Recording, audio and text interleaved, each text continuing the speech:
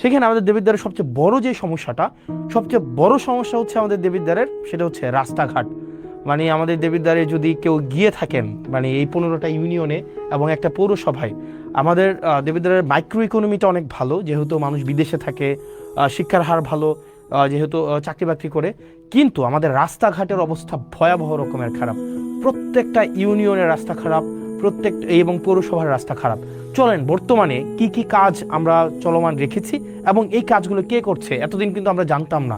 আমরা এখন দেখব কাজটা কোনটা চলমান আছে এবং টোটাল এই যে রাস্তাঘাটগুলো যারা করছে, রাস্তাঘাট মূলত দুইটা প্রশাসন করে, একটা হচ্ছে এলজিইডি আর একটা হচ্ছে রুটস অ্যান্ড হাইওয়ে।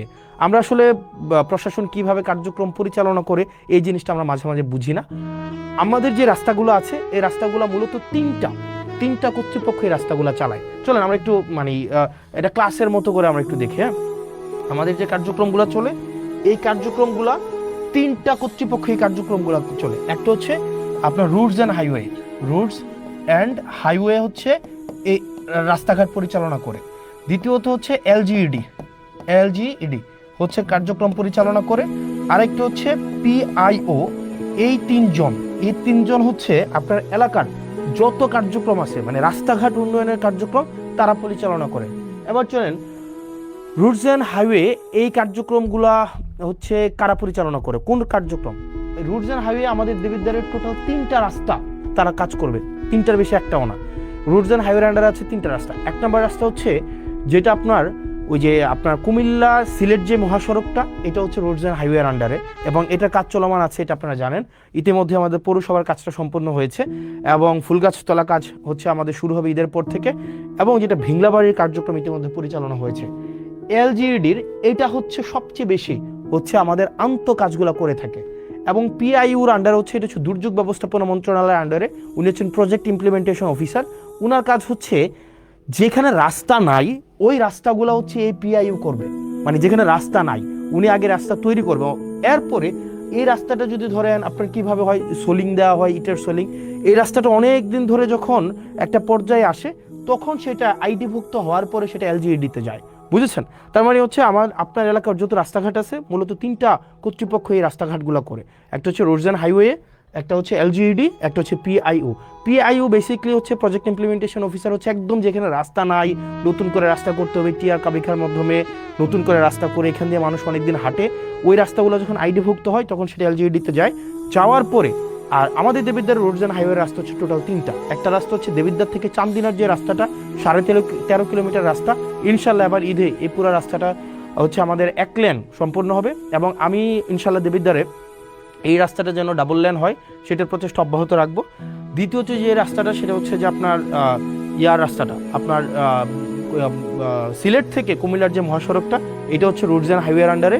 আর 3 নম্বরের রাস্তা যেটা হচ্ছে আপনার মাধাইয়া থেকে একদম পুরো হচ্ছে বরাট হয়ে যে রাস্তাটা, এটা হচ্ছে রোডস অ্যান্ড হাইওয়ের রাস্তা। এই 3টাই হচ্ছে দেবিদ্বারের রোডস অ্যান্ড হাইওয়ের রাস্তা। আর বাকি যত রাস্তা আছে সেটা হচ্ছে এলজিইডি অথবা হচ্ছে প্রজেক্ট ইমপ্লিমেন্টেশন অফিসারের আন্ডারে।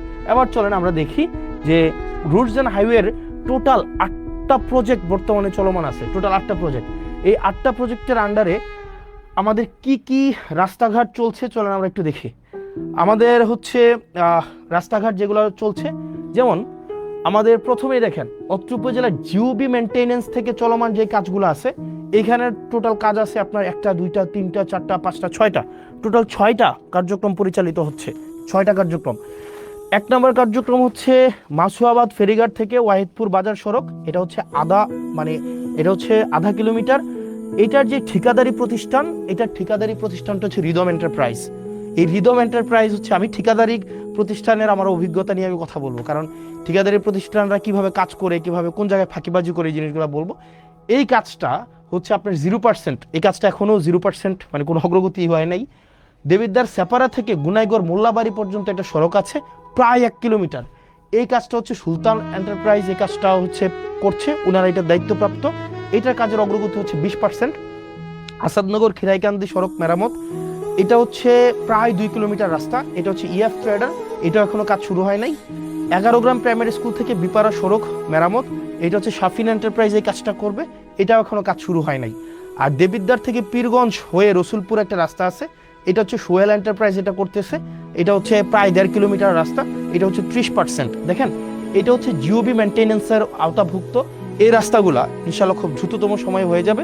এগুলো হচ্ছে গভর্নমেন্ট মানে অলরেডি ঠিকাদারের হাতে পৌঁছাই দিছে। এবার আপনার এবং আমার কাজ হচ্ছে ঠিকাদার থেকে কাজ বুঝে নেওয়া। এবার আরও এই বিষয়গুলো নিয়ে কথা বলবো একটু পরে।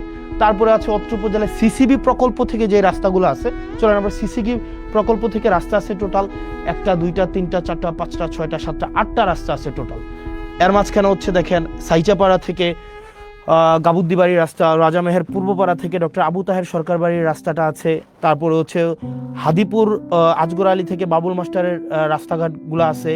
তারপর হচ্ছে সিএনবি নবীপুর থেকে যুক্তগ্রাম সড়কের উন্নয়নের যে রাস্তাটা আছে। তো এরকম 6টা রাস্তা আছে টোটাল। এখানে টোটাল হচ্ছে কোনো রাস্তা 60% অগ্রগতি হয়েছে, কোনো রাস্তা হচ্ছে 50% অগ্রগতি হয়েছে, কোনো রাস্তা আবার আছে দেখেন এখানে 60%, 60%, 50%, 20%। তার মানে হচ্ছে এই যে সিসিবির আন্ডারে যে রাস্তাগুলো আছে, এই যে সিসিবির অধীনে যে রাস্তাগুলো আছে সেগুলোর হচ্ছে আপনারা দেখেন যে আপনার কোনো রাস্তা হচ্ছে অলমোস্ট ডান।